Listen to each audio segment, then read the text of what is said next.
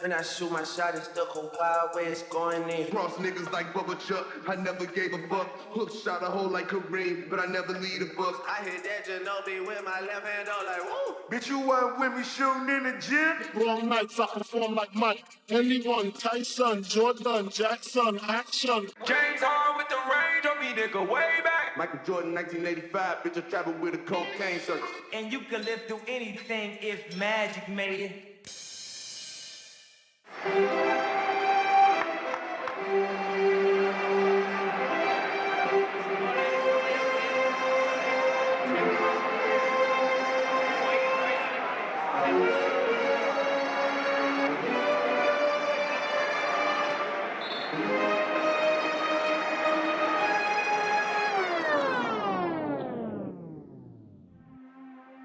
What up, my fellow Knicks fans? This is your guy Marcellus Ease, and don't panic quite yet. Now, we finally hit the NBA offseason. There's a lot of draft hype going on. We got to also look at our goals in free agency. And also, we got to look at how the NBA also stunted on us, talking about a second bubble, which never happened, as there's still a lot of stuff up in the air. And also, we got to look at going into next season, how that's going to start up. We're going to hear from Michelle Roberts from the Players Association. But before I get to all that, I was fortunate enough the other day to get on a helicopter, and I flew over MSG, and man, oh man, I ain't gonna lie, man, I was sweating bullets. The chopper had no doors on them, and I didn't want to leave the top of the roof for MSG leaking. What's that smell?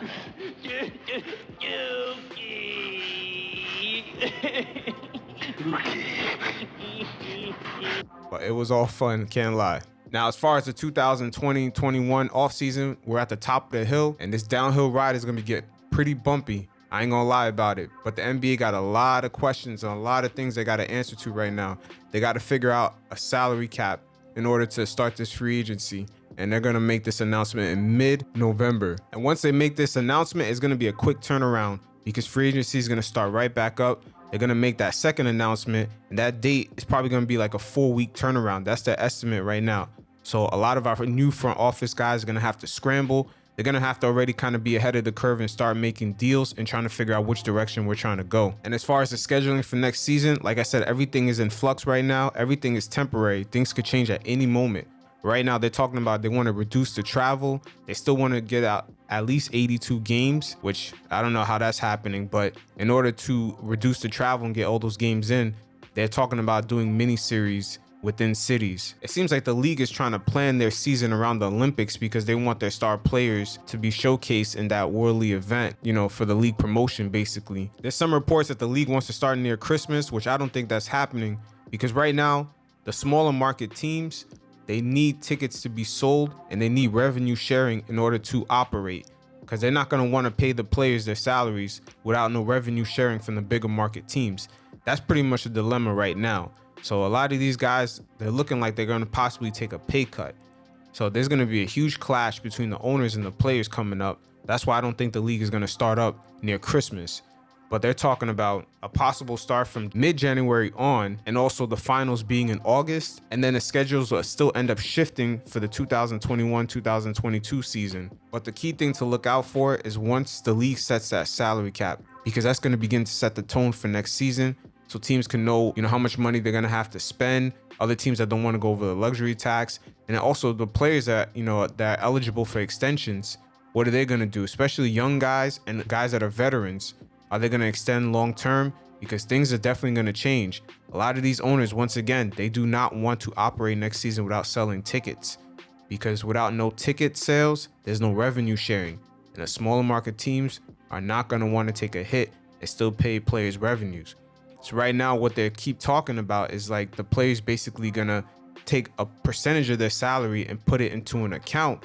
And then by the end of the calendar year for the league, the owners are going to figure out, okay, how much operating losses did we take? And they're going to use that money. They're going to take a percentage if they take too much of a hit of that money from the players. And then if they don't take so much of a hit, the players will get that money back. The players and the owners already do this, but they do this like at a very small percentage. But they're talking about charging the players at least like 30-40%. And it's called the escrow tax. Now, looking at a distance, this shit seems like it's not a big deal because these guys get paid millions of dollars.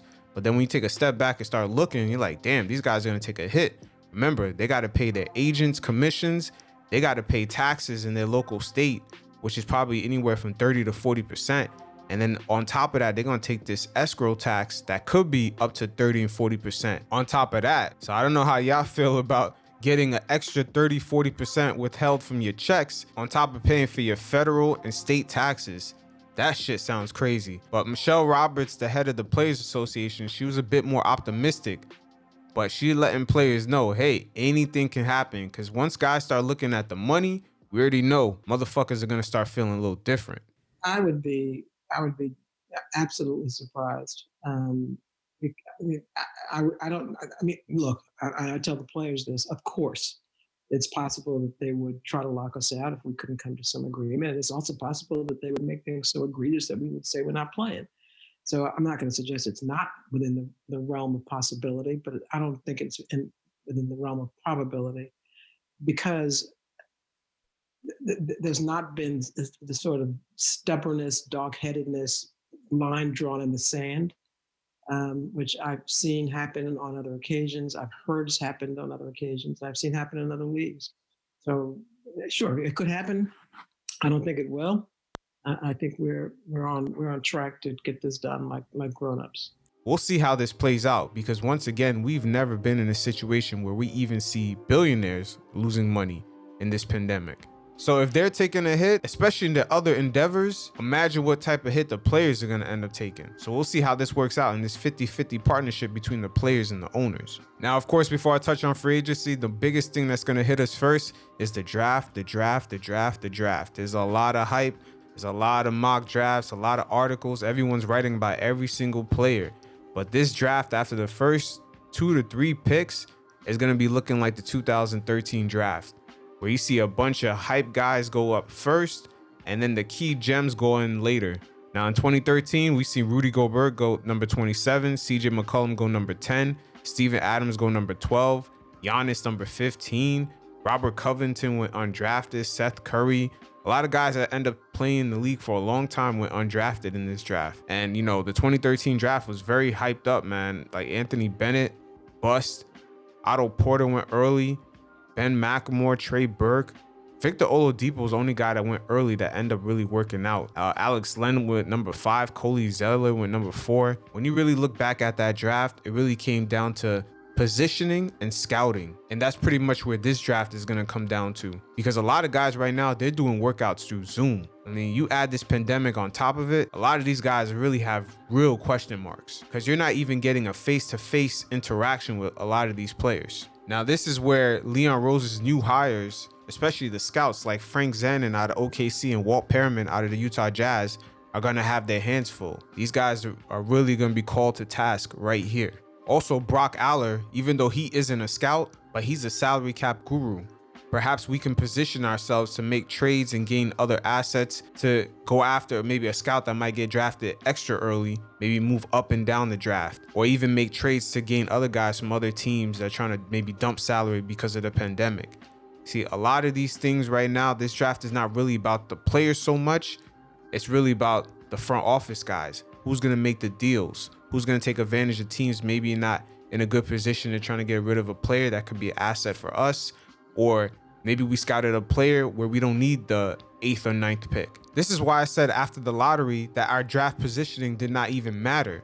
I don't know why there was so much hype about the Knicks getting a later pick. It wasn't a big deal, because after the first 2 picks, it's fair game for every single team. And Knicks fans are about to get the first taste of how well did Leon Rose assemble a good team around him. And also, my fellow Knicks fans, do not feed into these hyped up mock draft reports. A lot of these teams are putting a lot false information out on players that they're interested in to get other teams to bite into those players so they can go ahead and get the gems that they want. Like I said, this draft is all about positioning. And just like how the NFL does it, a lot of false reports go out by teams on purpose because they want other teams to go like, oh, they're scouting this guy, let's take a look at him. And meanwhile, while they're looking at this certain player, the other team is really trying to get their gem. They're trying to get their draft position right so they can land their guy. So this is pretty much the mind games that are being played right now. So don't feed into a lot of these mock drafts, because once again, a lot of these teams right now, we're in almost the end of October. They have not met face to face with some of these players. and the draft is probably going to be less than 20 days away. Earlier, I had mentioned how the league plans on announcing the salary cap details for next season, and it's going to be a quick turnaround to the announcement of the day in which the NBA teams can go after free agents. It's going to be probably a 4-week turnaround. So this is where guys like Brock Aller is going to work his magic to make sure that we have a quick understanding of what guys we can go after, how the cap is going to look, added on with guys that we already have on the roster that we have to re-sign, and to put ourselves in a great position for next offseason, in which is the big free agency year, so we can go after big name guys. Now, I know what some of y'all thinking, oh man, we ain't gonna get no free agents next season. But honestly, because of the pandemic and the financial position that some of these teams are in, we don't know what's really going on with some of these owners. Because like I said, some of their outside businesses are not doing well. And we never know what can really happen. Everything is about positioning right now. I mean, we've seen the last 2 NBA champions get crowned because they put themselves in a great position. We've seen the Lakers mentally put themselves in a great space to stay focused so they can position themselves to finish the bubble and to be in the finals. Unlike the Los Angeles Clippers, which their players were everywhere outside the bubble, doing all types of activities. They just never seemed focused all season. And then we seen the Raptors last year put themselves in a position in which they could win the NBA championship and to take advantage of the Golden State Warriors having injuries. So sometimes, of course, you do need a little bit of luck, but sometimes things are just about positioning. And if the Knicks could position themselves with great free agency pickups this season at a good price this season, and have cap flexibility for next season, we could position ourselves. We never know, with a disgruntled star, it could be Kawhi Leonard, because the Clippers this year are under pressure to win now. And if they have another blow up, who knows? Guys might be willing to walk. And then us being able to land a guy like that, we could attract other guys because we're in position. So as far as this year's free agency, the key thing is going to be to get guys at a great price, because the Knicks, the Hawks, and the Pistons will set the tone to how much money is being spent this offseason when it comes to free agency. The Hawks are number 1 with the spending money. We all know they want to make the playoffs next year. They already said that. They're not really aiming to be a rebuilding team for the next couple of seasons or even the next season. But the key thing is that us and those other 2 teams are going to pretty much set the tone to how much money is being spent in free agency. And this season might be the season where it comes down to negotiation skills, and it might even come down to which teams don't make a move. That's an underestimated card right there.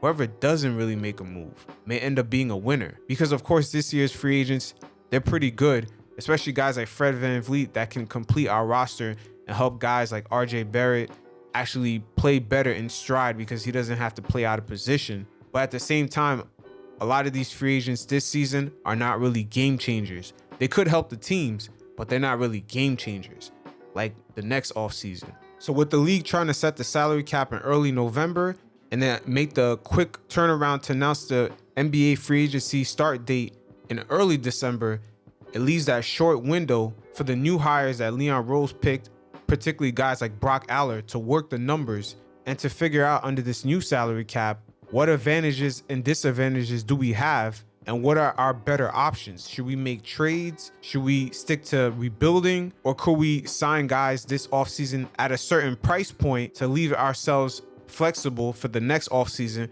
in which we can go after the game changers? This is where I believe that hire that Leon Rose made of getting Brock Aller is going to pay off for the Knicks right here. Because Brock Aller, man, for him to work that salary cap that last season that LeBron was there to make all them damn trades and those guys still be under a certain threshold, that guy was working numbers, man. He was working miracles. And it's fucking amazing that we got a guy like this part of the organization, especially at a time like this where the league's numbers are in flux, the salary cap is unknown. Man, times like this are designed for guys like Brock Aller to thrive. Right about now, we're going to start to change the pace and change the style. And last but not least, I'm going to make this part of my Truth Shall Set You Free, Volume 2, starring Carmelo Anthony, as last time we touched base on some of the confusion he has as to why he wasn't understanding his role on the last few teams that he was on, and just the much ever complicated history he has with us, kind of bringing New York basketball back, but at the same time, there was a lack of understanding on as far as the main goal, which was to win a championship. As a lot of decisions he made, unlike his peers like CP3, D Wade, LeBron James, they made sacrifices as far as the pay cut in order to put themselves in an advantageous position to win a championship. So this will be The Truth Shall Set You Free Volume 2. And the truth shall set you free. And my, let's see what Carmelo Anthony had to say. Same thing happened, right? So we come here, you already, you have a lot of excitement in the city. You have, Raymond Felton is playing out of his mind. Amari Stoudemire is an all-star. Raymond was supposed to be an all-star. Like you have Gallinari is here. Like you have pieces that's here, and it's a lot of excitement because of the fact that Amari signed to New York. And people forget at that time that Amari signed, he was Amari Stoudemire. Like he was one of the most dominant big men in the game, And looking back at that, the time that Amari Stoudemire signed, he actually only had about 2 more years, according to doctors, on how his knees were going to hold up. But the Knicks were playing exciting basketball. Mike D'Antoni was bringing that, ball movement to New York, and it was working. The Knicks were playing very excited. We had Wilson Chandler. It was very exciting, but Melo coming into that fold will actually put a stop to that system. That's probably one of the reasons why him and Mike D'Antoni end up beefing, is because Carmelo Anthony is a ball stopper. And a system like that with so much ball movement, it's pretty much going to put an end to all that. That 1-4 pick and roll with him was no stopping that, right? So in my mind, I'm like, damn, if I'm gonna go start over, like I'd rather go there and start over with New York. And I got Amari, I got this team. Okay, I got this. Oh, we're gonna build this. And now there's gonna be a few inconsistencies with Melo here, and this is my issue with him and just his whole New York era being here. It's a lot of inconsistencies of what he says and then what he wants, as far as when it comes to like playing successful basketball and then trying to become a champion. Now Melo said he liked what we had, but clearly he didn't like it enough because he forced a trade knowing that we would have to give up all the assets. And once again, this was to get his money. And this is the story of Carmelo Anthony. He had to choose. All his peers, once again, like I said before, all his peers end up making sacrifices to put themselves in an advantage to win a championship. D Wade took a pay cut. LeBron took a pay cut. Bosh took a pay cut. CP3 took a pay cut and went to Houston. So you gotta look at these things here. Like a lot of things that Melo says is very inconsistent. once I got there, it was like, okay, I see it. Like, oh, okay, we're gonna take our time. I see it. All right, cool. We lose to Miami. All right, we're gonna build on it. Miami went and got the big three. Okay, we're gonna build on this. And the year after that, they plucked a piece away, and they plucked a piece away, and they plucked a piece away. And before you know it, well, Miami already had the big three. Melo already knew this. Miami already had the big three, and we still, Melo still forced that trade by threatening to go to Brooklyn. You guys keep that in mind. I'm there. I'm just there. Like I'm there in New York and having to figure all of this out. Well, he chose to stay. Remember that free agency period where he went to Chicago, he went to LA, he wanted to go on his little free agency tour? The Knicks had no pieces, no draft picks, no future draft picks. And I believe that was 2014 or 2015. And Melo signed that extension once again. That's going to be his downfall. It's just this guy's never taken that pay cut. He always chose the money. And now Melo's going to talk about how, he was just a lonely guy out there with Phil Jackson coming in trying to force the triangle down everyone's throat. It all happened when Phil got there, right? I mean, when I came, I think Donnie Walsh was here when I came. He's the one who facilitated all of that. And Glenn Grunwald was the GM. And with Glenn, it was like, and those two guys did their thing. I mean, sorry to stop it right there, but those two guys did their thing. And keep in mind, Steve Mills, out of nowhere, just let these guys go without even saying nothing. The same thing for Mike Woodson's coaching staff.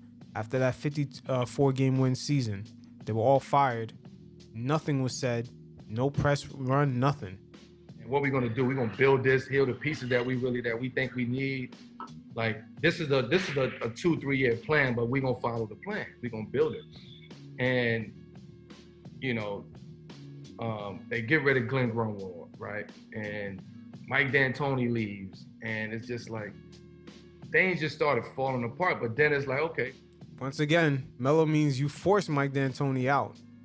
See the inconsistencies there? Melo is very well media trained, but he has to be more well aware that, the fan base knows what's going on. I mean, this is not like the Laker fan base. I mean, the Knicks fan base is diehard. We know everything. D'Antoni leaves. Okay, Mike Woodson takes over. Oh, now we are, he coming off of Atlanta. Atlanta was playing good those years with him. His offense was great. Okay, this is the offense that we really need, right? We start, we got the older cats now. J Kidd, Kmart, Kurt Thomas, Camby, Metal World Peace. Like, we went and got Pablo Prigioni. Like, that was our older crowd. That was our... Yeah, we had no choice but to go after those veterans because we really didn't have a lot of pieces. We got, they went out and spent their money on Tyson Chandler to use the amnesty clause on Billups for God knows what reason.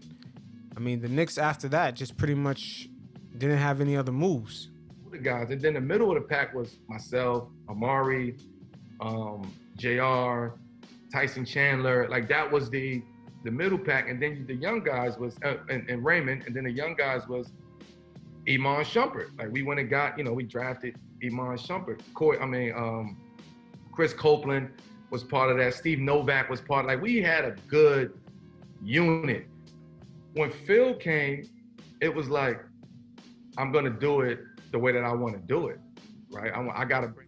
Before he continues to get on to Phil Jackson, you look back at Melo's career, when he had a veteran point guard like Chauncey Billups or Jason Kidd, that was the most successful that he had as far as bringing a team, deep into the playoffs or just going far, as far as being in New York, getting to second round with Jason Kidd and, Rasheed Wallace and all that veteran leadership. And the same thing with Denver. They got far with Chauncey Billups after trading Allen Iverson away. I got to bring in the personnel in here to fit the system that I'm trying to run. This guy doesn't fit in the triangle. This guy doesn't fit in the triangle. I don't want these type of guys. So he started slowly picking the team apart and putting in his pieces that he felt would work in that triangle. But also, we was at a pivotal time in offense, right? And just in the game where it was going at, because the triangle, it works. But now the game is getting faster. Guys are getting quicker. Guys are jumping out the gym. It's like, no, we can't slow it down when we got a fast break. Yeah, and that all falls on James Dolan right there. There's a lot of miscommunication right there. Now, I'm not sure if you guys remember that the fan base was going to have a strike in front of MSG. And it was quiet as kept. It was a PR move that James Dolan went out and got Phil Jackson. Phil Jackson didn't want that job. That's why he got paid so much money. And then right away, the protests end up not even happening because Dolan went out and got Phil Jackson. But Melo was right here because the game was changing. And that triangle offense, especially the way Phil wanted to run it, was kind of dinosaur. You could look at the Golden State Warriors. They kind of ran a version of a triangle offense, but it was more updated. But this kind of left Melo in a weird position, especially a ball stopper like Melo. Triangle offense is not what they needed, and Phil Jackson did a poor job of just adapting to their personnel. Play in the two-guard front when we got Derrick Rose and Raymond Felton. Like, you can't do that. You can't put Derrick Rose up there in the two-guard front. That's just not his game. Like, we need D Rose up and down the court. We go get Joe Kim because, again, we started slowing the game down, and that's where you see guys wasn't comfortable in that situation. Damn, Joe Kim got paid, boy. Ooh, he got that free 4-year money. And he went to high school down in NYC too, man. He went to 2 high schools down here.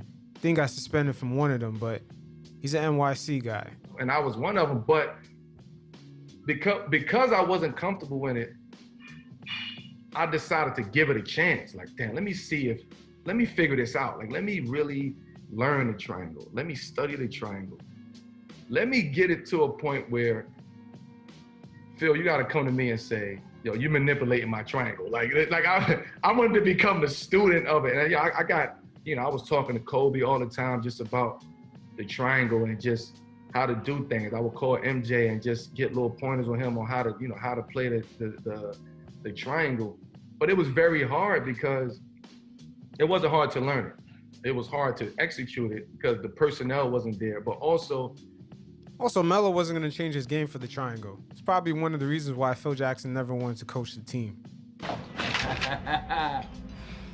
You know I'm surgical with this bitch, Jay. Yeah, come on, Melo, stop fronting. You wasn't going to change your game for that, especially with the guys that are on the team. You probably looked at it and was like, are we going to win a championship with this? I don't think so. So I'm going back to playing my old game. Because you wasn't the coach, it wasn't going to run the way that you expected it to run. If you want to coach, you come down here and coach, and we would listen. We could run this triangle all day long. And Phil Jackson probably knew Melo was stubborn about his game. Later on in this interview, you'll see Melo, he is really stubborn about his game, about switching up. But Phil Jackson was going to coach this team, not with Melo. There wasn't no pushback. Guys was unhappy.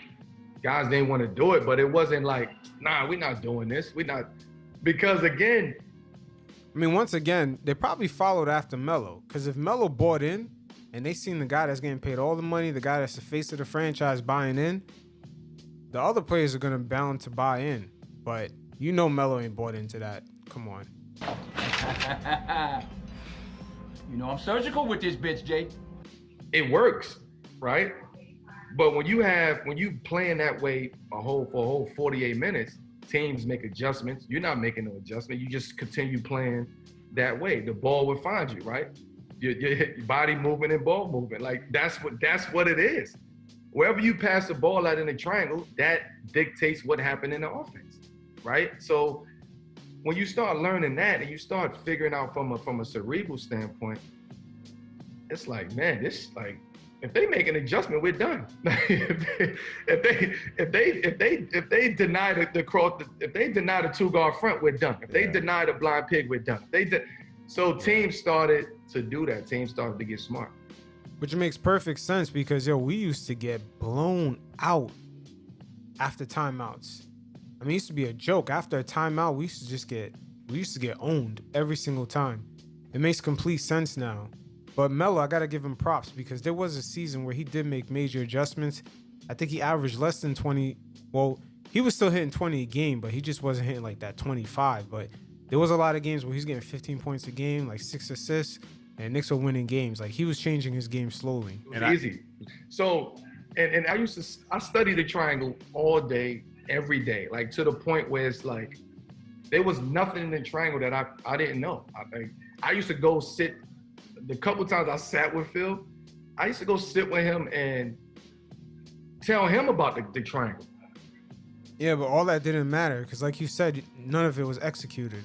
And he would be like, man, I'm impressed. Like he was super impressed in the way that I was able to articulate what I knew about the triangle and break it down.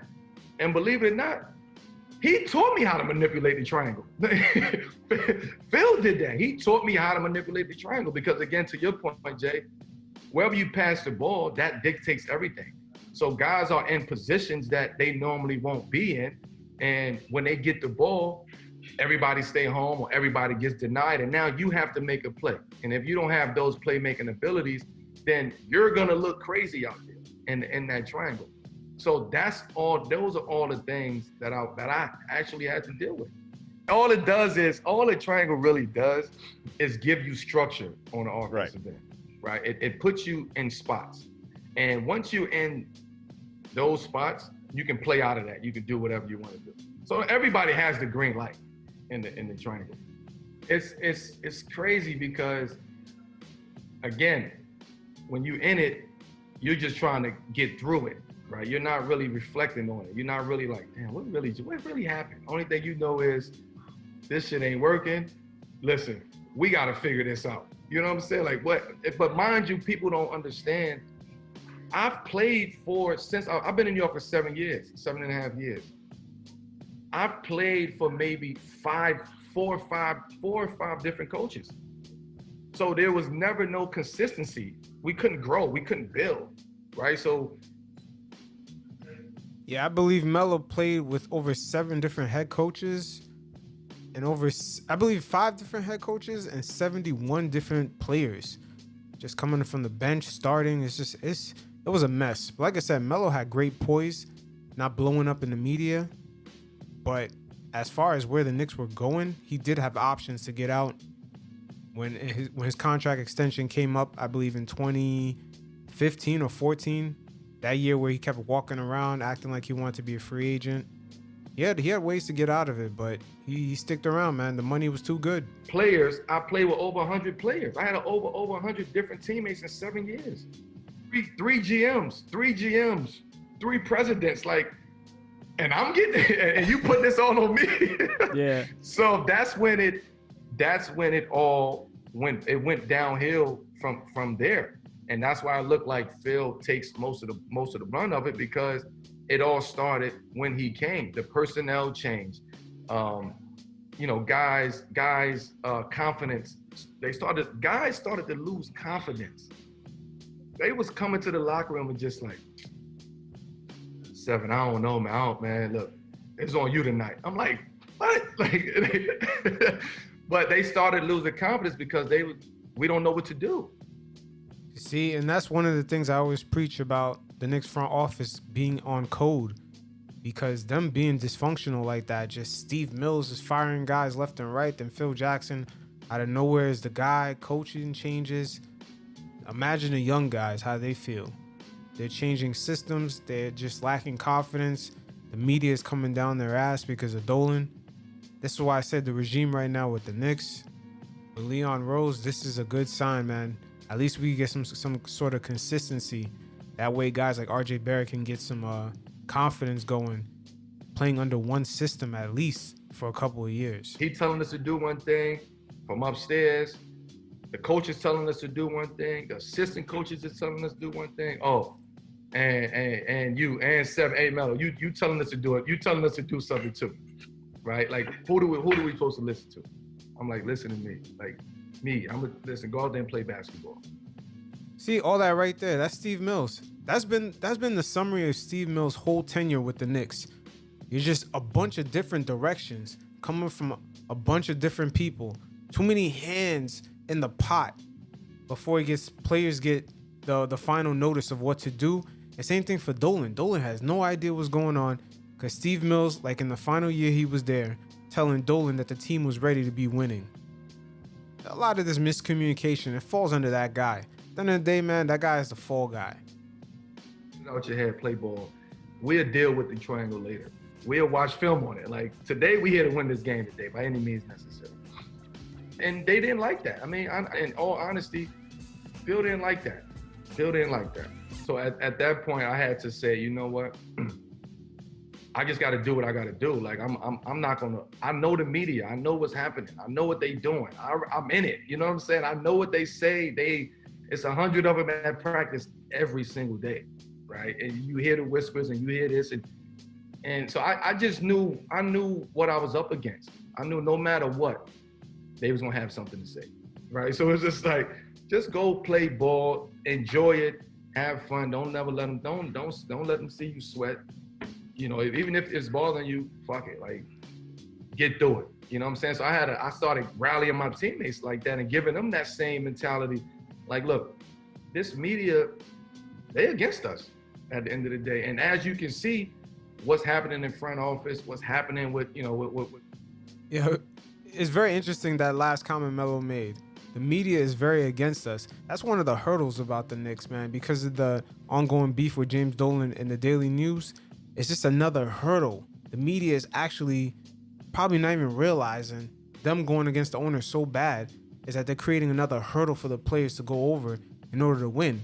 Not only every night they're going against opponents on the court, they're going against the media off the court. This shit doesn't even make any sense. I'm gonna replay it for you guys one more time. That same mentality, like, look, this media, they against us at the end of the day. And as you can see, what's happening in front office, what's happening with, with PJ, we got to leave that alone. Like, we have to play. And they started getting, it was like a rally cry. You know what I'm saying? It was like a speech, like, yo, we got to go, man. Look, it's us against New York media. It's us against our own organization because we don't know what's happening. We don't know what's going on. So imagine the mindset that you have to have and the courage and integrity you have to stay in that. God damn, that pretty much sums up some of the pressures of being a Knicks. Going against the media, going to kind of, in a way, like Melo said, going against your own organization. This shit is chaos in all angles. And once again, one of the main culprits behind all this is Steve Mills for a lot of the confusion that's been going on. With that, I'm talking about you scored 35, you're getting booed. If you don't, you miss your first 3 shots, you're getting booed. You know what I'm saying? Like it's that was the culture, and not everybody can handle that. People look at the OKC situation like, oh, it didn't work. Oh, it was the worst situation. Like for me personally, I actually really enjoyed my time in OKC. Like that team, I enjoyed it. Being around those guys, I enjoyed it. Hence we didn't do what we were supposed to do. What the goal was to win with that team. We didn't do it. We underachieved. And in our minds, we're just like, yo, listen, man, we coming back. Like next year, we're gonna be good. Like we got a year under our belt. This is new to everybody, right? Russ, this is your team. All right, PG, you signed here. P, you was doing what you was doing in Indiana. Cool. I'm coming off an all-star year in New York. So I'm like, okay, let's go back right there. All-star year in New York. Matter of fact, somebody got injured and Melo was welcomed into the All-Star game. But Melo was not having an All-Star year in New York, not at all. The Knicks were losing a ton of games. Remember, they went overseas and played against Detroit. In that London game, the Knicks were just getting slaughtered. There was a lot of games where Melo was dropping a ton of points in the first quarter, the first half, and the Knicks were down by like 20. There was a lot of those games that season. I believe the year he's talking about is the 2016-2017 season, before the following season where he got shipped to OKC. Melo did not have a good year, and you'll see right here he's about to get a rude awakening to how his play really has a negative effect on his team. Let's put this all together. Let's just go and put it out there, and we're gonna see what happens. It didn't work out. And here's another reason why, with Melo, he probably didn't understand how much he was deteriorating. Melo, a lot for that 2016-2017 season, when he took the ball to the hole, he was not getting any lift on his legs at all. A lot of pump faking, a lot of double clutching. He just wasn't finishing at the rim like he used to. And maybe quiet as kept, man, that block that Roy Hibbert had on Melo, that's probably the last time Melo could really get up like that. I mean, Melo ain't really looked the same since. Came out of money, luxury tax. They was already going to be in the luxury tax. But they took a chance and said, nah, we got a chance to win this. And if we win it, we'll figure this shit out. But we got a chance to win this. I already knew what I was up against from a luxury tax standpoint. Hell yeah, and then going to OKC, that ownership group is very cheap. Very, very cheap ownership group. But at the same time, Melo was up against a lot over there. Just Westbrook, just the way he played. He's like a more athletic Melo in his prime. Just the way he plays, you can't win like that at all. And then just having Paul George, we all see from the 2020 bubble how Paul George mentality is like during the playoffs. He's not playoff P at all. And just having Melo in that mix, we all know Melo was going to opt in after that, thus putting the OKC management in a predicament because they didn't want to go over that luxury tax. Just everything spelled to be ugly over there at OKC. And then that coach that they had, that coach does not like handle his superstars really well. I don't know if he's scared to coach his superstars, to tell Westbrook like, yo, what you doing is not going to work. He just seemed like he was too shook of Westbrook. That team was never going anywhere. I knew I was going to have to figure out what was going to, because I think I was old 27 or 28 that year. So man, you was old about 30, Melo. Stop fronting, man. And the truth shall set you free. Melo was making bread compared to his output. Because he was like a 15 points per game guy, like in that system. Just Melo's making a lot of money, man, for a guy with his output. I was gonna have to revamp my contract or talk, just get a new deal or however way we was gonna do it. I was willing to figure it out in OKC. Stop lying, Melo. You was not willing to figure that shit out. You was gonna opt in. You wanted your fucking money. You know I'm surgical with this bitch, Jay. You probably figured OKC ain't gonna win. Let me just get paid anyway. And you was right for doing that anyway. And I just started to feel like I was almost like the outcast. I'm like, what about me? Things would happen and it would be events in OKC and I wouldn't get the call. And I'm like, damn, is this what's, am I off the team already? Like, but Wait, mind you, it seems like Melo wasn't holding on to his Bible hard enough down there OKC, man. He ain't getting no calls, no invites to team events. God damn. I just remember, man, like after the season, I'm in Paris, Fashion Week. Okay. And I'm talking to like Billy Donovan or something like that. And he's just like, yeah, you know, I don't think it's gonna work. Like, and I'm like, whoa, what you mean it's not gonna work? Like, where's this coming from? Right? He's like, nah, I don't think it's gonna work. But mind you, I know what's going on. They want to implement PG more. They want, I know the game, so you can't run the game on me. So I said, listen, I want to be here. I want to make this work. If we come back next year, we're gonna be fine. Like we're gonna be fine. A year now belt, we're gonna be fine because we know what we had to do and we know what we was up against. He's like, I just don't. You mind coming off the bench? And I'm like, yo, for that to be his next step, it is kind of crazy, but it shows you how desperate they was. I mean, think about it, man. They got eliminated by fucking Utah and a rookie freaking shooting guard. That's unbelievable. I mean, we talking about a team with like an MVP player, Paul George and Westbrook in their prime with Melo, kind of on the downhill of his prime.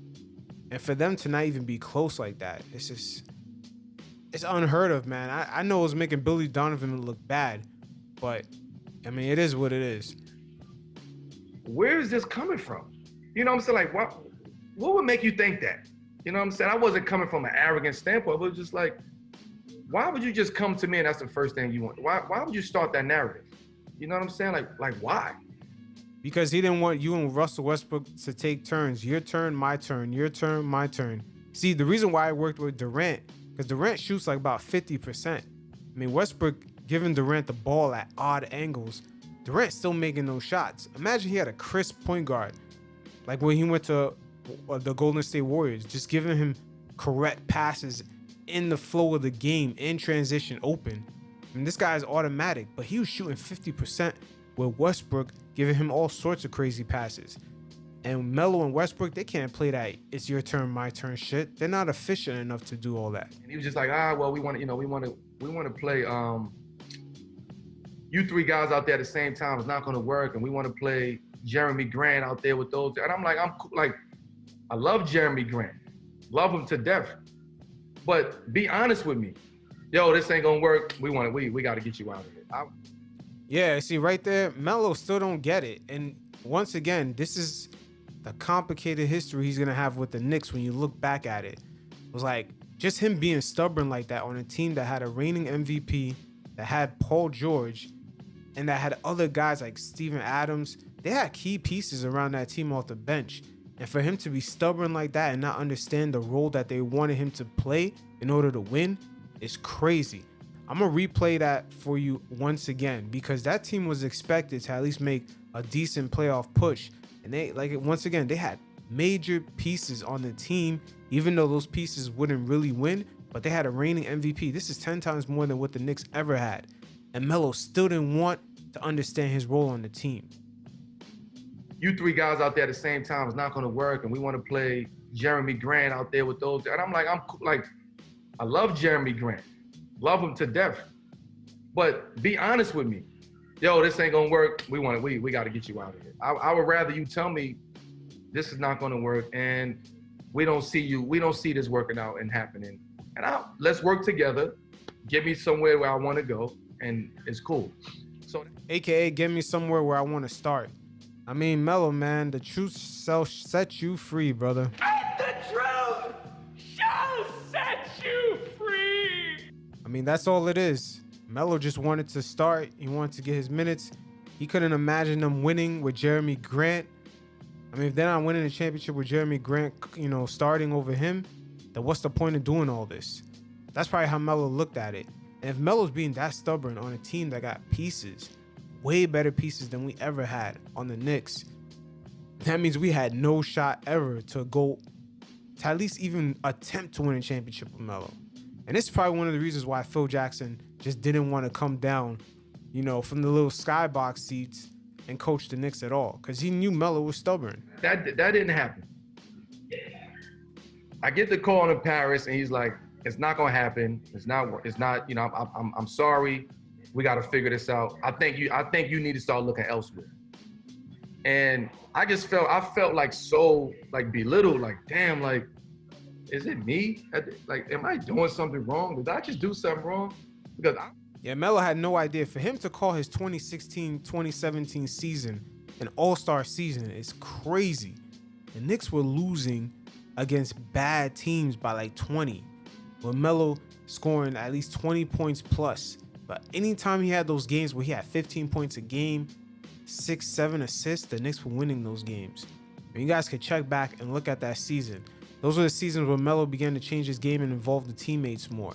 The Knicks were winning those games where Melo just had 15 points. The crowd was lit. MSG was looking good, and the fans were happy.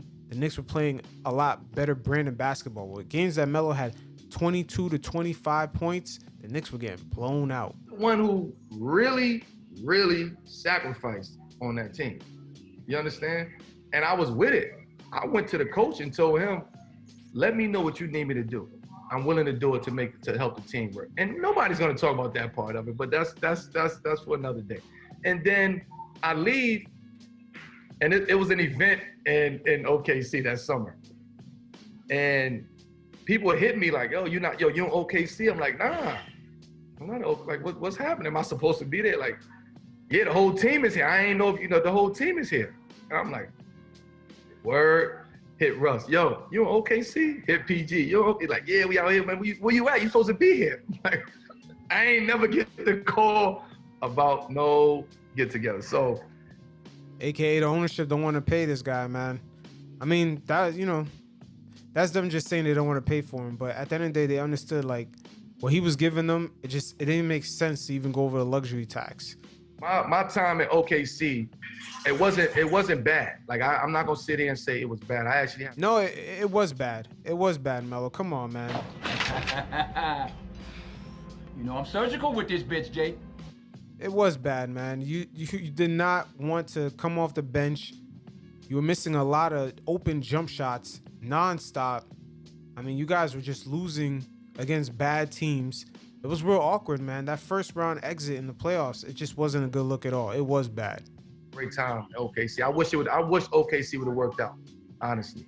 But then I get to Houston, and when I get to Houston, now I really feel like an outcast. But that's because he still didn't understand his role and what they wanted him to do. Remember, Melo was taking a lot of mid-range shots, posting up, stopping ball movement. The game had evolved already. There was a bunch of threes, particularly in the conference he was in. There was a bunch of threes, a bunch of, ball movement, guys scoring quick. Melo was just playing this old school, just trying to go in the lane, pump fake 100 million times, get blocked, and then missing open jump shots, taking long mid-ranges and just missing all of them. It just wasn't efficient at all. Him shooting about 40% like he did for most of his career, those days of just playing hero ball, it was ending. I got CP there. It's like, oh, cool. Okay, cool. Like, my brother's there. We can work this out. PJ and James, and we gonna work this out. I am the piece that team needs.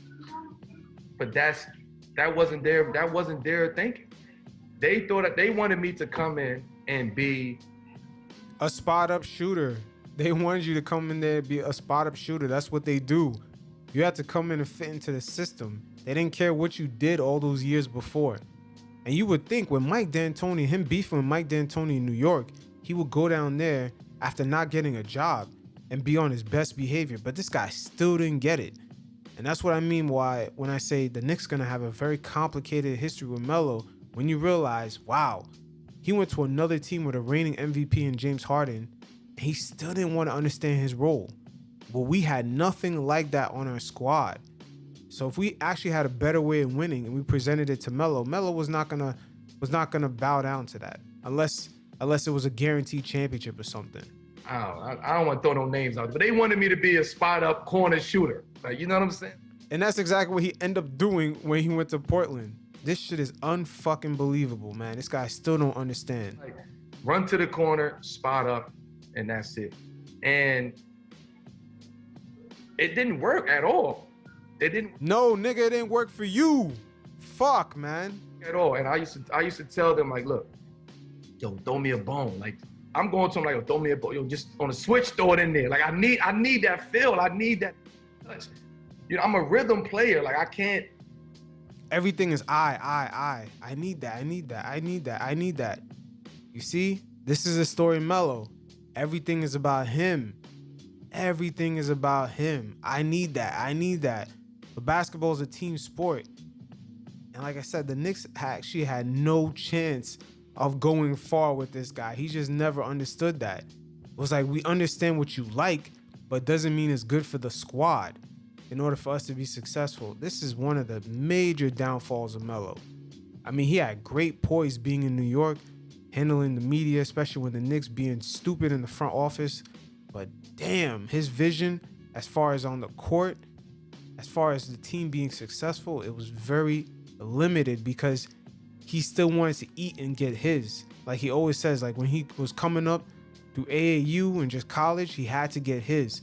And he carried that mindset while being in the league.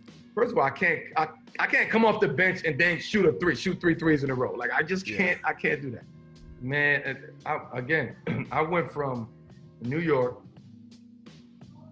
All-Star, leave to go to OKC. No, once again, he was not an all-star. He did not get voted in. It's crazy that season, 2016-2017, for you to have a whole New York City tri-state area, plus all the Knicks fans throughout the states, to not vote you in, it says a lot. It's not like you play for like the Miami Heat or just, you know, another team that's sort of viewed as a big market but not really as one. You're playing for the New York Knicks and you're Carmelo Anthony, you're a big name. And for the city overall, with all those people, 8 million people plus, to not vote you in that year, you had to get in because someone got hurt. That shit says a lot. You are not playing at an all-star level. This is what I mean by Melo. His vision, I don't know who's gassing his head up, who's around him, but they're not telling him the truth.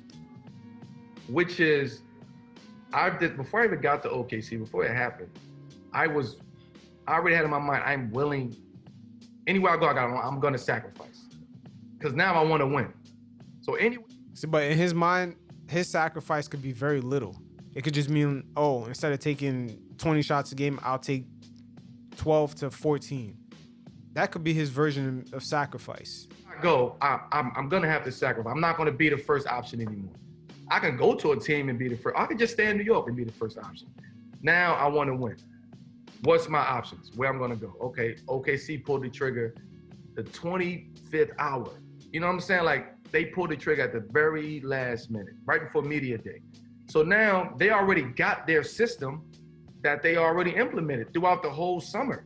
So now I'm coming in media day and it's like, damn, yo, we got Melo here too. Well, now we gotta figure the system out. Who's gonna get? I don't think OKC planned on figuring out any system. I think they pretty much had their system.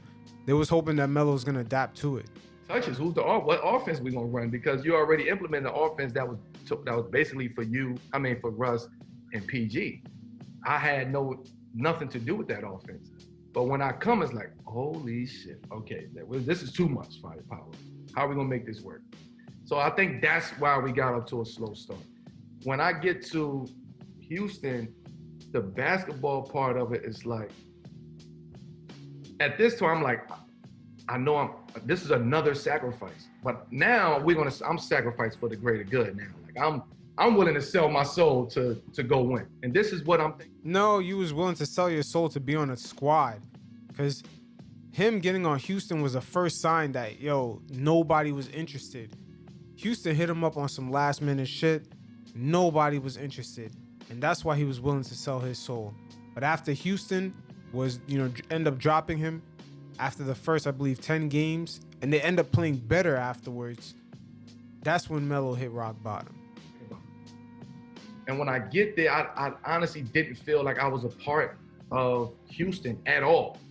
So from a basketball standpoint, to your question, I had to isolate myself to really lock in from a basketball standpoint, right? In the gym more. The gym was people say the gym was a sanctuary. That year was really my sanctuary. John Lucas in the gym with me before practice, after practice, before shoot around, after games, it was, the work ethic was different, but I know I needed that for my own basketball psyche. Because I was already starting to doubt myself, damn, is this who I am now? See, once again, Melo's still focused on him. He's still focused on the fact that they wanted other bench players to kind of get reps before he did, or just him not starting. That shit is still stuck on his fucking head, and he doesn't realize, we need this for the squad to be where they want to be at. Melo never understood these things. I just don't get it. And do I want to be that? Fuck it, that's too late. I'm already here. I'm gonna buy into it. Oh, Melo, you gotta come off the bench. Word? I was like, why is that? Where did the narrative come from? Okay, now Melo's probably looking at it at Houston's bench. You got guys like, House, guys like, Gordon, guys that Melo, from a name standpoint, you could tell is definitely better than, but it's all about the fit. Melo didn't have reps with these guys. They ran a different system. Melo should have just accepted it. This is where he's at in his career, and just the ego, just everything is I. And you forgot, man, this is Mike D'Antoni he's playing for, the guy that he forced out of New York. And I just think Melo couldn't get over the fact that, in my opinion, the Houston Rockets were asking him to be at least a third or fourth guy off the bench. This shit must have killed him. It never was, I'm not doing it. Never was that. And honestly, knowing whatever past history I've had with Mike D'Antoni, I went to him, Mike, I need you to be honest with me. Tell me my role. We ain't gonna do what we did in New York. You know what I'm saying? We're not having that. I grew, you grew, we both matured. No, Mike D'Antoni didn't fucking grow, man. Come on, Melo. Mike D'Antoni's like 70 years old already. You mean you kind of grew, but you still don't understand your role, and they already told you your role. It's just they're waiting for you to accept it. Tell me my role on this team, what you need, right? And I need you to be you. You know what I'm saying? I need you to bring what you bring. So in my mind, I'm like, oh, okay, cool. First of all, Mike D'Antoni, he does not argue with his players. That's one of the reasons why I would say he's not a championship coach. He does not argue with his players at all. And if you remember when he was on the Knicks, no matter how dramatic shit got, no matter how bad things got, Mike D'Antoni never yelled, man. He just kept saying, let's go, let's go, let's go. We all know this shit. You know what I'm saying? And then we, preseason it happening, it's like, damn, I'm like, we playing. Okay, this is why I came here. But then it was like first game, it never was communicated to me that I was coming off the bench. Now I don't want to make it seem like I was against it. I just wanted that up front. Because let me get my mental right. I never came off the bench ever in my life. Yeah, but that's not Houston's problem. That's a you problem. They're after a championship. That team was contending against the Warriors to try to get to the conference finals, man. This team is where they need to be at. They have the reigning MVP. They have certain key pieces in place, man. You just come in as like sort of, no offense to Melo, he came in as like another kind of pawn piece. He just wasn't like a main piece to this team. They ran a 3 and just basically a layup team. They just took layups, shot threes, and barely played any defense, which you figured that would kind of help Melo out, but not even. It is what it is. Ever. So, 15 years, and then now come off the bench. Do you know the pride and the ego blow that had on me? I'm like, See, once again, everything is about my pride, my ego, oh, my mental, oh, everything me, oh my God, my heart, oh, how you gonna make me come off the bench? I was the bench, oh my God, there used to be bums coming off the bench. You know how this is how Melo think. This is everything is kind of blowing his high right now, but everything is about him. It's like, yo, we already reached the conference finals without you. We just came in and added you as a piece. You gonna help out or not? Come on, Melo, man. Try to understand. And it's crazy how Melo keeps joining these teams with reigning MVPs. Teams already got other key pieces in place, even off the bench. The Knicks had nothing like that. They had Melo as a leader. And the reality is, and I hate to say it, my fellow Knicks fans, we had no shot of winning a chip with this guy.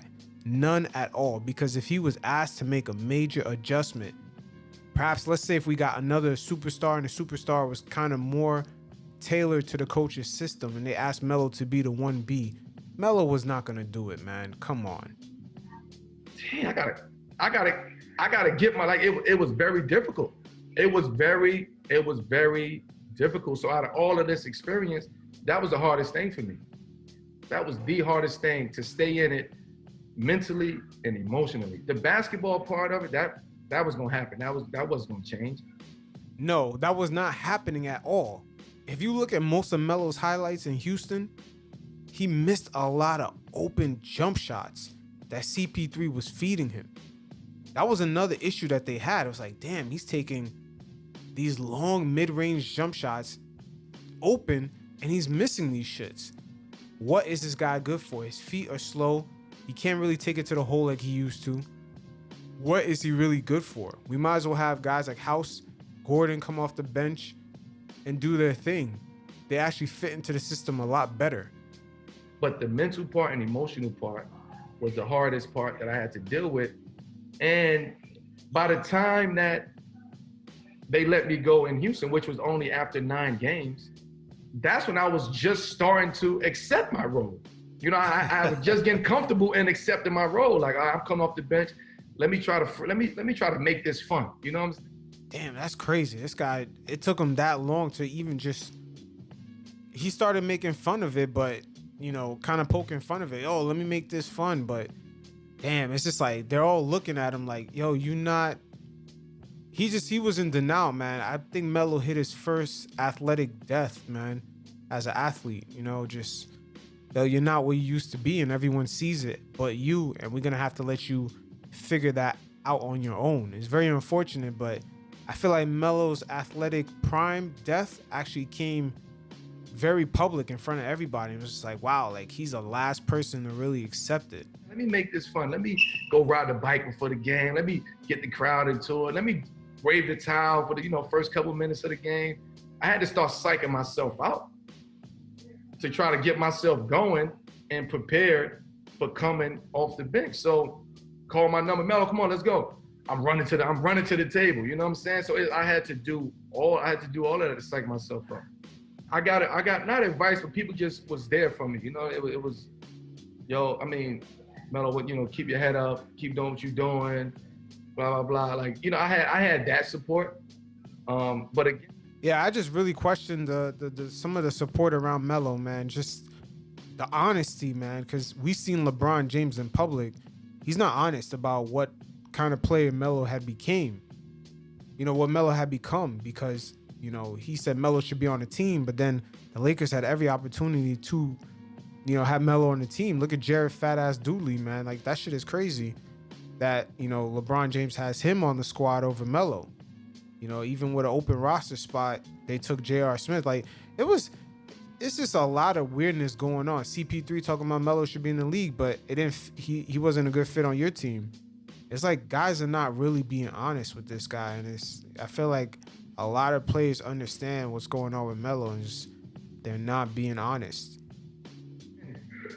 I wasn't open to hearing nobody at that point because I was trying to shut myself. And the more you hear what you can do, and you're not able to do that, it hurts you. Like it messes you up emotionally. So for me, it was just like I don't want to hear, yo, Melo, man, that shit is fucked up, and you should be doing this, and you should be starting, and he should be starting over. Like I don't want to hear that. You know. So once again, Melo spoke about, the time off he had where teams just weren't interested, his mindset, how did he recalibrate himself basically? It was honestly, that year was like, I went from being like super emotional, like questioning myself, second guessing myself, like, damn, do I still got it? Like, do I still want to do this? Is this a sign for me to get away from the game? Is this my calling to be out? Like, I started thinking that. And it took me about 8 months to like get out of that. To get out of that. And the only reason I was able to get out of that funk was like, my AAU team, right? So I was home and I was able to travel with my AAU team. I was able to be in the gym around the kids and train them and work with them and travel and go to the tournaments and be in that environment and get me away from the NBA environment. And what I realized is that they was my therapy. They was the ones who was, man, you still got it. No, you still got it, man. Don't worry about that. Like, man, I can't wait for you to go to this team, because every week it was always another team that I was going to go to. It was always another team. So it was like ironic, because it like something came out every Thursday about another team that I was going to. And then my AAU team tournament was that weekend. So you get all of that media push, and everybody's like, where is he going? Which team? Where is this? So I'm getting that excitement. And that's what really like propelled me forward, to just be like, man, just stay with it. Now, this is Melo's beginning of his maturation of understanding his new role, which we all seen in Portland, which he excelled at. But this is what he was being asked way before in OKC when they approached him, I believe after that first year, and also in Houston. Melo began to understand his role, and this is when he became more of a catch and shoot guy, and also his fitness definitely improved. Something hit me like, just stay with it. Don't worry about it. And my wife was a real big part of, keeping my confidence at an all-time high. Portland, to me, it was like, for many reasons, not just basketball, I needed it. I needed that environment. I needed that peace. I needed to be in a place where I can sit and think. And, I said it earlier, we don't get a chance to reflect, right? So I got a chance to kind of just reflect on just life, basketball. Was it a second chance? Yes, it was a second. Yeah. And hopefully in that reflection, I could tell Melo understood that the game was a lot bigger than him. It was more of the team involvement, and his prime years of just him being that main guy. It was over. Now it's about the game, It's less about him, because everything about this me, my mentality, just for me, I need this. There's a lot of that, and that's the old Melo. The new Melo is much improved, and he definitely could help out a lot of teams, and he could definitely play a couple more years. Definitely what we saw in Portland, he's finally understanding his role and being that catch and shoot guy that they've been asking him to be the last 3 years. Yes, it was a second chance, but for me, it was more like they taking a chance on me, and I have to be there for them, right? They call me, we want you, and I was like, you want me or you need me? You know what I'm saying? Like, which one is it? And they were just like, we really need you. Like, so yeah, they definitely really needed Melo, but because on the low, man, these two guys, man, Dame and CJ, they're kind of fans of Melo, low key, but it was definitely a weird sign. And Portland was struggling all season long, and even after they got Melo, they were about I believe 6-10. They were still struggling, but Melo, at the end of the day, man, he did provide a boost to that team that they needed, that third scoring option. So because they told me that they needed me, that made me like, this is where I need to be, because they need me. If they need you, they want you. But if they want you, they don't need you. It's a difference. You know what I'm saying? So it's a big difference. So I'm like, this is it. Terry, give me, what's my role? You understand? Like, I need to know my role before I come in there. And he laid it straight, laid it all the way out. You come in here ready to play. Are you in shape? Come in ready to play. Yeah, they needed Melo, man, because even Dame was injured when Melo first came back. They just needed everything that he can do. And this was actually a perfect fit for him, even though CJ and Dame were trying to get him on the team years ahead. But I believe Melo probably thought that they couldn't win. So what was the point? And nobody was seeing me, right? So nobody knew if I was training, working out. Nobody knew. So when I go to Portland, it's like, oh, you in shape. Like, what you been doing? And I'm like, I gotta stay in shape. My mental, I gotta stay active. My body, I'm getting older. We gotta take care of our body. So that was the most important thing for me. So all of this goes down the week prior to when we come to New Orleans. And I'm just like, they like, yo, this is Thursday or Wednesday. Could you meet us in San Antonio on Friday? And I say, look, there's no way in hell I'm gonna meet you in San Antonio and play when I've been on the couch for a year. Like, it ain't, that's not happening. I said, get me through the weekend. I need to get my family. I need to do I gave myself a own mini camp. Yeah. I did 3 days, 2 a days. And that was my mini camp.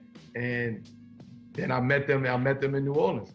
I've always respected him, always. He was one guy I've always respected as a player, but as a person. Even though I didn't know him, even before I got, I always respected him. He was an honest, truthful guy, humble guy, loyal. Yeah, Dame is definitely a fan of Melo right here. You know, they definitely wanted Melo on the squad years before when they were trying to chase down Stephen Curry.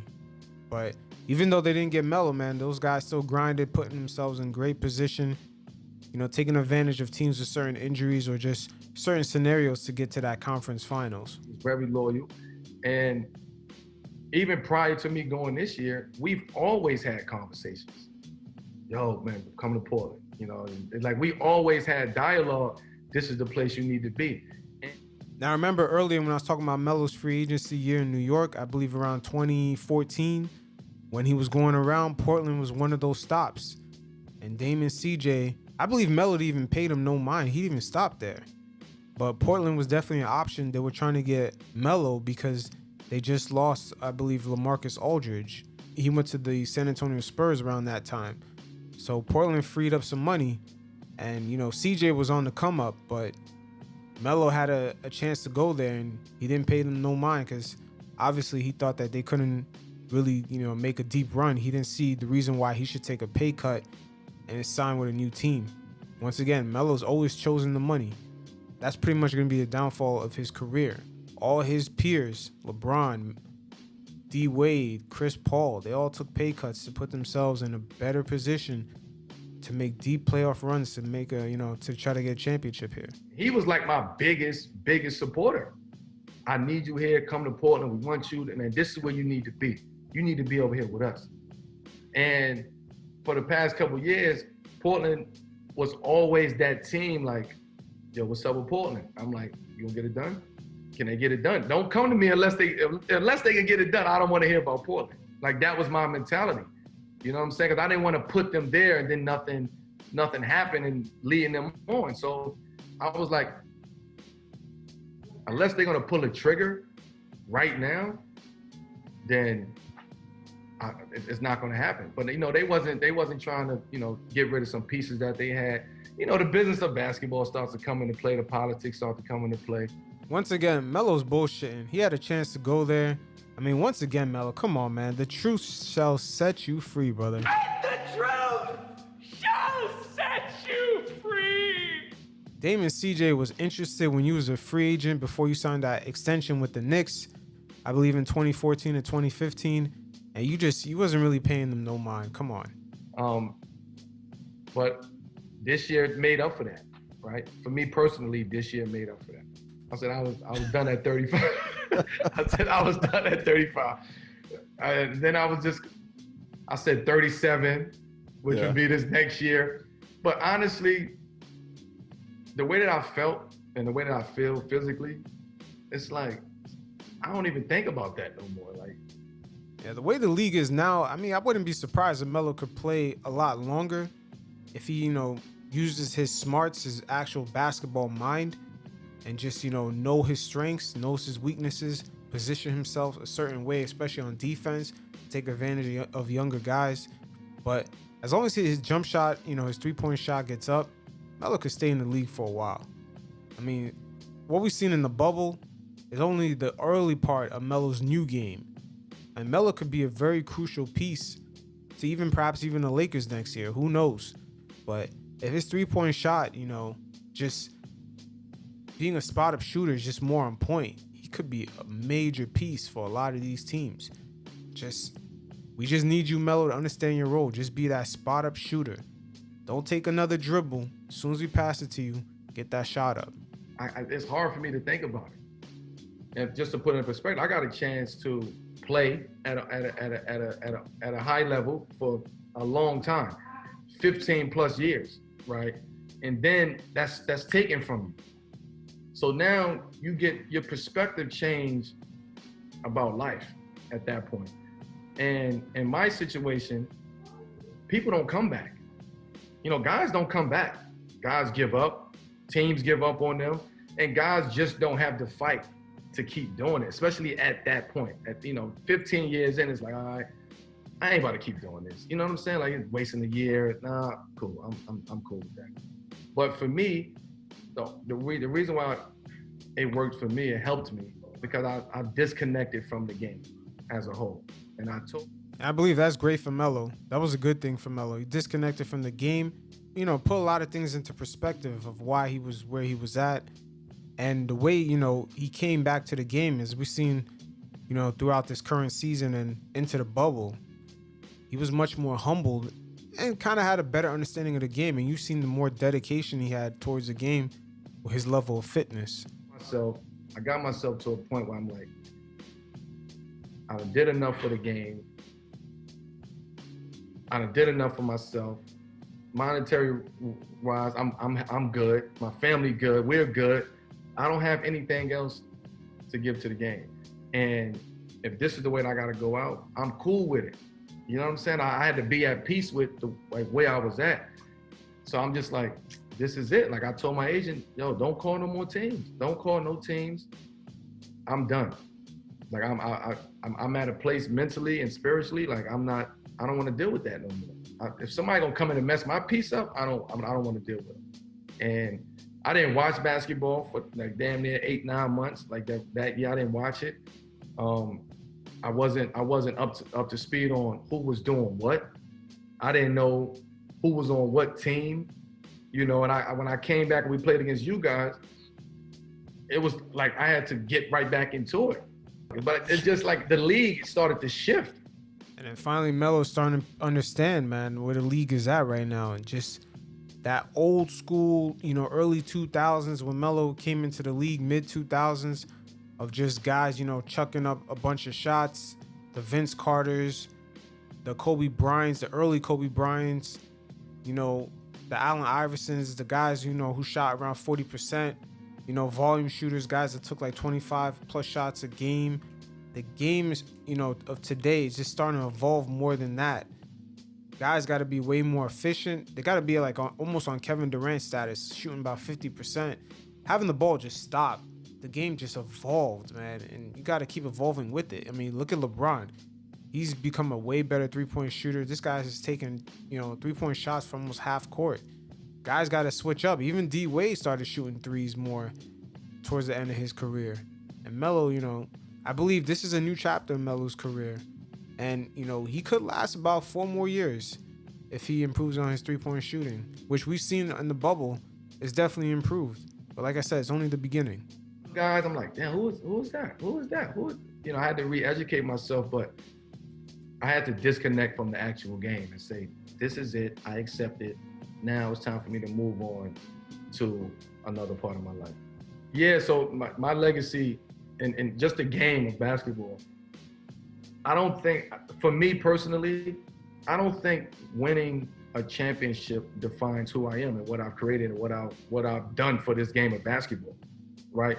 What I've done for this game of basketball and what I continue to do for the game of basketball is bring awareness in different aspects, right? Mentally toughness, right? How do you not give up? How do you not quit? Like, these are the things on top of all the accomplishments that I've ever had. These are the things that make your legacy, that builds your legacy. Now, the ultimate goal is always to win a championship. We all want to win championships. It's guys who you can't even name right now, some of these teams who won a championship. That doesn't mean anything, right? They're still going to be who they are. For me, that would validate my legacy from a basketball standpoint, a championship. But if I don't get it, am I angry? Am I sad? No, I'm not. I'm just not, because I know how hard I work night in and night out to get to that goal. And I just, as of right now, I wasn't fortunate enough to do it. Because a lot of things have to go well. Teams where it's like, yo, they're going to win it. And it don't go right. You know what I'm saying? It's like, these are the things that people don't take into consideration. Everything got to go right to win a championship from top to bottom. Owners, front office execs, training staff, the helpers that's working, the players, the coaches, you know, the water boy, like everything has to go accordingly to win a championship. And Melo's right about that. Everything does have to go accordingly, but also it falls on you. The guy that wants to be the main guy, the star, the captain, he has to understand his role. He has to understand what to do, what's best for the team. And he has to kind of have a more micro perspective on what's going on around the league, the trends. I mean, LeBron James is a perfect example of it. A player that knows, like, you know, what guys, you know, that could fit around him, the trends that's going around the league. You see Stephen Curry shooting threes, a lot of guys shooting threes. He's improving his jump shot. He's willing to take a pay cut. These are a lot of things that Melo throughout his career has shown, like, you know, he doesn't have a real understanding of, but over time he started to understand, but it was a little bit too late as far as him being in that leadership position.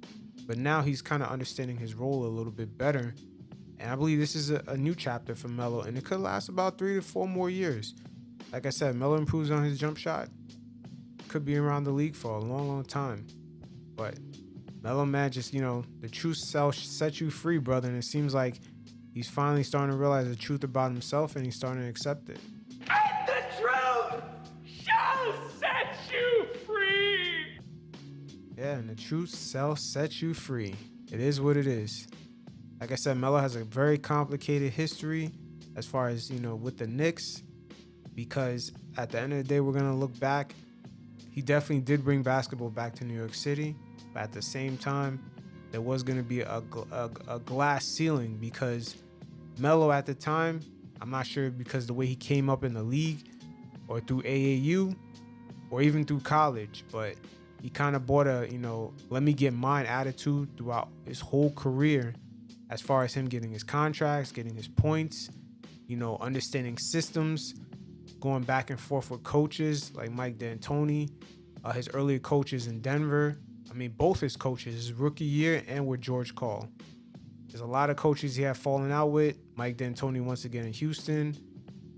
You know, that bum-ass coach out in OKC. But it is what it is. Melo, man, it's just forever complicated history with this guy. But definitely, it's nice redemption story, his story out in Portland. It is what it is. Until next time, y'all stay safe. Peace.